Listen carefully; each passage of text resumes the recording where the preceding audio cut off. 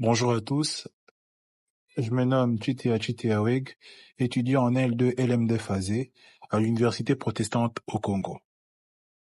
Ici, nous nous intéressons au modèle de gestion des ressources humaines proposé par Nissé et Pichoul. Je vais faire une petite présentation en général. Jean Nissé et François Pichoul proposent un modèle original d'analyse de pratiques de gestion des ressources humaines qui se distingue des approches normatives. Nissé et Pichoul identifient 5 modèles idéaux typiques, appelés aussi conventions, de gestion de ressources humaines. Donc, je commence par parler du premier modèle, qui est le modèle arbitraire.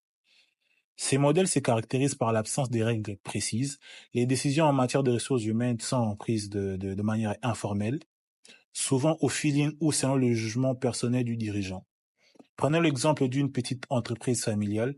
Les patrons choisissent les employés sans critères formels, souvent en fonction de la confiance. Le deuxième modèle est le modèle objectivant. Ici, les pratiques ressources humaines sont très formalisées avec des règles claires et des procédures standardisées. Les décisions sont basées sur des critères objectifs et mesurables pour garantir l'égalité de traitement. Ici, nous pouvons prendre l'exemple d'une grande entreprise industrielle qui utilise des grilles d'évaluation précises pour le recrutement, la promotion ou la rémunération. Le troisième modèle est le modèle individualisant. Ces modèles mettent l'accent sur la personnalisation de pratiques ressources humaines. Chaque salarié a des objectifs et un plan de développement négocié avec son manager, ce qui valorise la performance individuelle. Exemple, une société de conseil où chaque consultant discute avec son supérieur de ses objectifs professionnels et des formations adaptées à ses besoins. Le quatrième modèle est le modèle conventionnaliste. Dans ces cas, les règles et les pratiques ressources humaines sont définies par des experts internes ou des groupes professionnels, souvent dans des métiers techniques ou réglementés.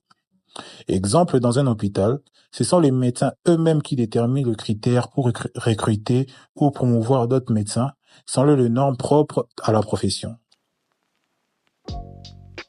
Le cinquième modèle est le modèle valoriel. Ces modèles reposent sur des valeurs partagées et l'engagement personnel plutôt que sur des règles formelles. La fidélité à la mission et aux valeurs de l'organisation est primordiale. Ici, nous pouvons prendre l'exemple d'une association caritative où l'implication personnelle et la motivation des bénévoles comptent plus que des procédures strictes. Ces modèles montrent que la gestion des ressources humaines n'est pas la même partout.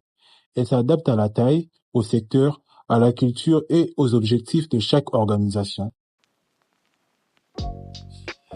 Maintenant, je vais parler des idées principales. Premièrement, la gestion des ressources humaines doit être adaptée à chaque organisation selon son contexte. Il n'y a pas de solution unique valable partout. Deuxièmement, les pratiques ressources humaines dépendent de plusieurs facteurs, comme la taille de l'entreprise, son secteur d'activité, la technologie utilisée, sa stratégie et la culture locale. Troisièmement, il faut veiller à la cohérence interne et à la cohérence externe. La cohérence interne veut tout simplement dire que les pratiques ressources humaines doivent bien fonctionner ensemble, et la cohérence externe veut dire que les pratiques doivent être en accord avec la stratégie et l'environnement de l'entreprise. Maintenant, je vais parler des différentes logiques. Premièrement, nous avons la logique d'action. Ici, les acteurs agissent selon leurs intérêts, leurs valeurs et leurs pouvoirs. C'est ce qui influence les pratiques ressources humaines. Exemple, dans une petite entreprise, les patrons peuvent recruter selon ses préférences personnelles, tandis qu'une grande entreprise suit des règles strictes. La deuxième logique est la cohérence interne. Ici, les pratiques ressources humaines comme le recrutement, la formation et la rémunération doivent être compatibles entre elles pour éviter les contradictions. Exemple, une entreprise qui veut organiser l'innovation doit aligner ses formations, évaluations et promotions sur cet objectif. La troisième logique est la cohérence externe. Ici, les pratiques ressources humaines doivent correspondre à l'environnement extérieur, la législation, le marché du travail, la culture locale et la stratégie de l'entreprise. Exemple, une filiale française d'un groupe international doit adapter ses pratiques ressources humaines aux lois françaises, même si la maison mère a d'autres règles. Maintenant, je vais donner des exemples de facteurs qui influencent la gestion des ressources humaines. Premièrement, nous avons la taille de l'entreprise. Les grandes entreprises ont souvent des processus ressources humaines formels, alors que les petites entreprises fonctionnent de façon plus informelle. Et le deuxième exemple est le secteur d'activité. Ici, les entreprises créatives encouragent la collaboration, alors que le secteur réglementé insiste sur la conformité. Le troisième exemple est la technologie. Ici, les outils numériques changent la gestion des talents et la mesure de la performance. Le quatrième exemple est la stratégie. Une entreprise qui mise sur l'innovation recrutera des profils créatifs et investira dans leur développement.